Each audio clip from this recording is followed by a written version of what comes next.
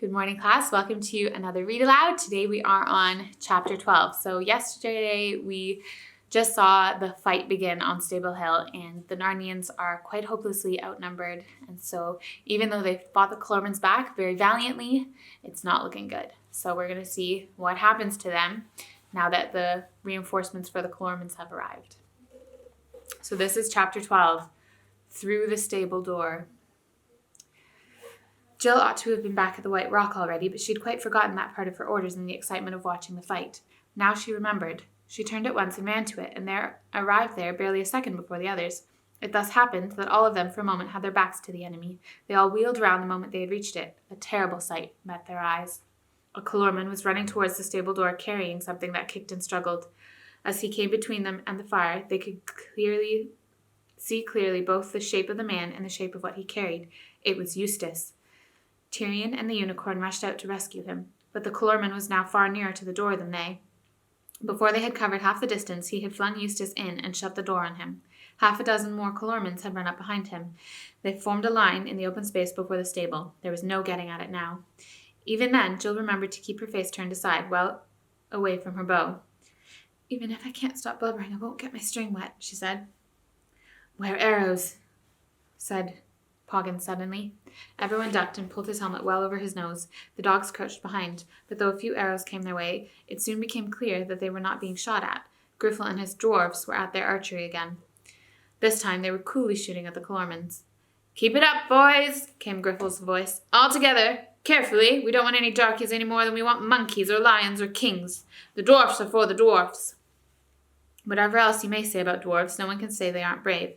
They could easily have got away to some safe place. They preferred to stay and kill as many of both sides as they could, except when both sides were kind enough to save them the trouble by killing one another. They wanted Narnia for their own.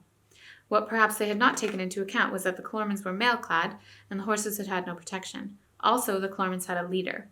Rishta Tarkan's voice cried out, "30 of you, keep watch on those fools by the White Rock. The rest, after me, that we may teach these sons of earth a lesson." Tyrion and his friends, still panting from their fight and thankful for a few minutes' rest, stood and looked on while the Tarkan led his men against the dwarfs.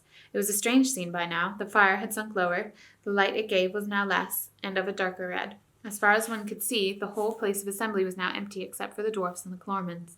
In that light, one couldn't make out much of what was happening. It sounded as if the dwarfs were putting up a good fight. Tyrion could hear Griffel using dreadful language, and every now and then the Tarkan called, "Take all you can alive! Take them alive!" Whatever that fight may have been like, it did not last long. The noise of it died away. Then Jill saw the Tarkan coming back to the stable. 11 men followed him, dragging 11 bound dwarfs. Whether the others had all been killed or whether some had got away was never known. "Throw them into the shrine of Tash," said Rishta Tarkan. And when the 11 dwarfs, one after the other, had been flung or kicked into that dark doorway and the door had been shut again, he bowed low to the stable and said, "These also are for thy burnt offering, Lord Tash." And all the Clormans banged the flats of their swords and their shields and shouted, "Tash! Tash! The great god Tash! Inexorable Tash!" There was no nonsense about Tashland now. The little party by the White Rock watched these doings and whispered to one another. They had found a trickle of water coming down the rock and had all drunk eagerly, Jill and Poggin and the king in their hands, while the 4-footed ones lapped from the little pool which it had made at the foot of the stone. Such was their thirst that it seemed the most delicious drink they had ever had in their lives, and while they were drinking they were perfectly happy and could not think of anything else.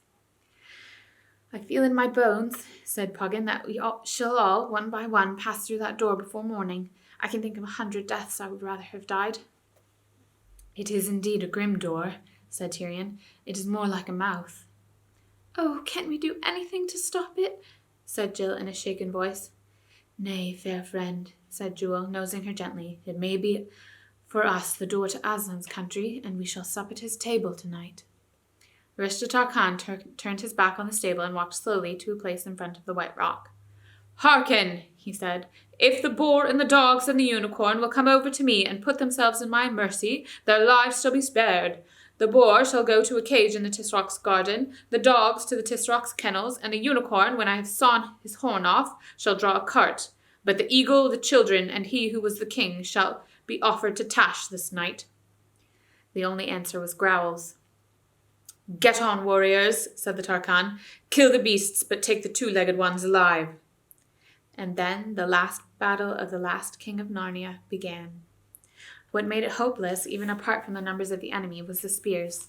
The Calormans who had been with the ape almost from the beginning had had no spears. That was because they had come into Narnia by ones and twos, pretending to be peaceful merchants. And of course they had carried no spears, for a spear is not a thing you can hide.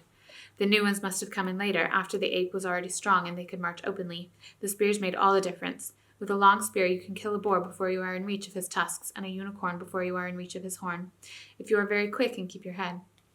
And now the leveled spears were closing in on Tyrion and his friends. Next minute, they were all fighting for their lives. In a way, it wasn't quite so bad as you might think.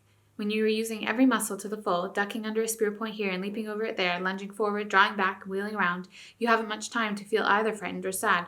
Tyrion knew he could do nothing for the others now. They were all doomed together. He vaguely saw the boar go down on one side of him and Jewel fighting furiously on the other. Out of the corner of one eye he saw, but only just saw, a big Calorman pulling Jill away somewhere by her hair. But he hardly thought about any of these things. His only thought now was to sell his life as dearly as he could. The worst of it was that he couldn't keep the position in which he had started under the White Rock. A man who is fighting a dozen enemies at once must take his chances wherever he can, must dart in wherever he sees an enemy's breast or neck unguarded. In a very few strokes, this may get you quite a distance from the spot where you began. Tyrion soon found that he was getting further and further to the right, nearer to the stable. He had a vague idea in his mind that there was some good reason for keeping away from it, but he couldn't now remember what the reason was, and anyway, he couldn't help it. All at once, everything became quite clear. He found he was fighting the Tarkhan himself. The bonfire, what was left of it, was straight in front. He was, in fact, fighting in the very doorway of the stable, for it had been opened and 2 Calormans were holding the door, ready to slam it shut the moment he was inside. He remembered everything now, and he realized that the enemy had been edging him to the stable on purpose ever since the fight began. And while he was thinking this, he was still fighting the Tarkhan as hard as he could. A new idea came into Tyrion's head. He dropped his sword, darted forward, in under the sweep of the Tarkhan's scimitar, seized his enemy by the belt with both hands, and jumped back into the stable, shouting, "Come in and meet Tash yourself!"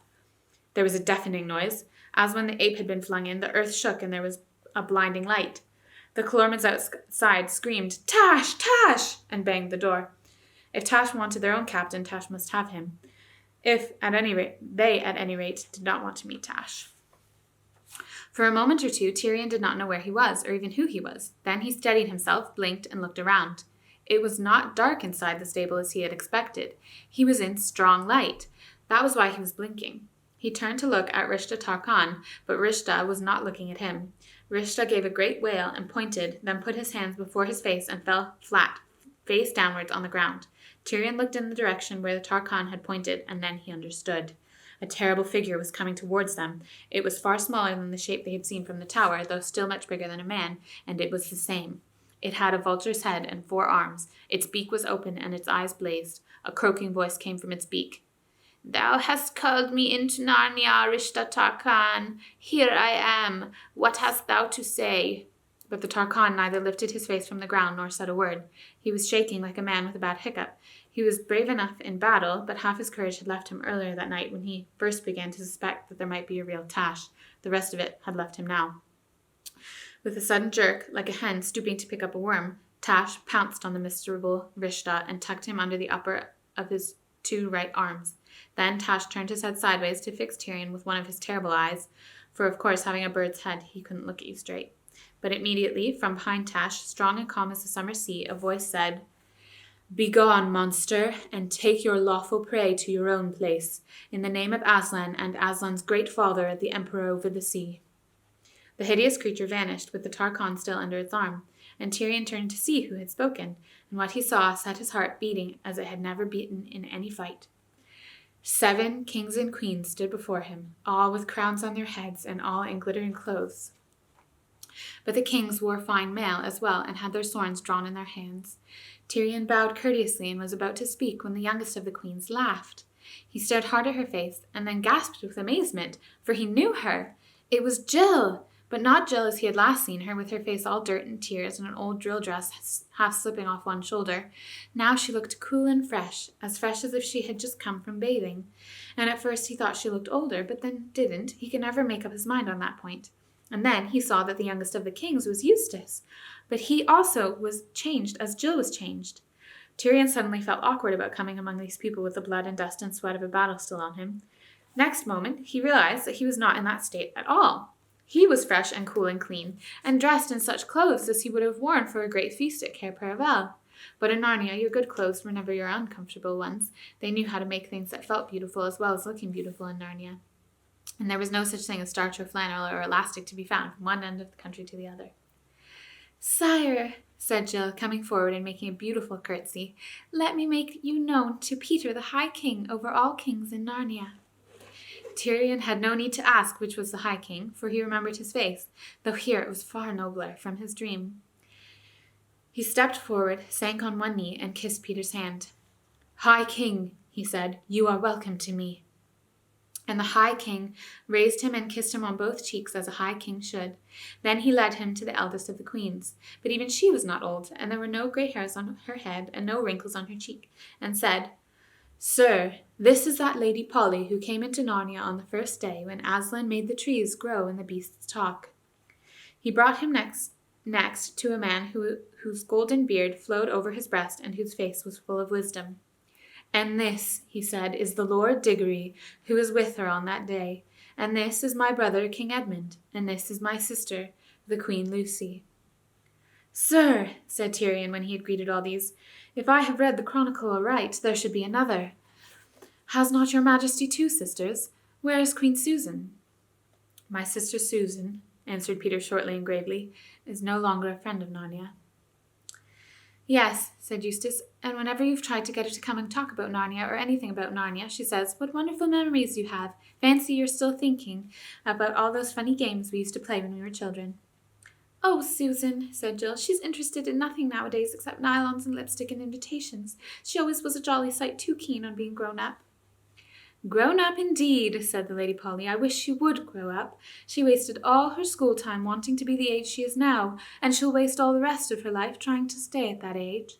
Her whole idea is to race on to the silliest time of one's life as quickly as she can, and then stop there as long as she can."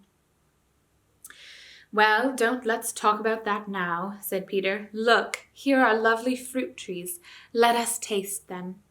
And then, for the first time, Tirian looked about him and realized how very odd this adventure was. And that is today's chapter. Do you have a guess where they might be?